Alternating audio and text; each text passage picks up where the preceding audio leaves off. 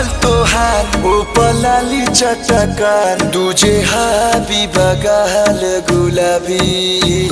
तोहर कातिल बा फिगर हरे पतली कमर खोले खाती दे द दिलावा के चाबी तोहर अखिया भइल बशरबी तोहर कातिल बा फिगर।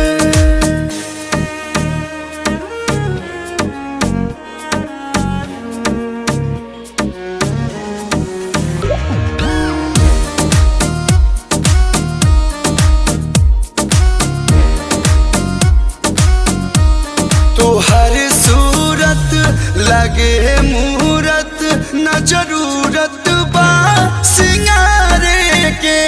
हमन ढरकल हा दिल पर कल खाली खोजे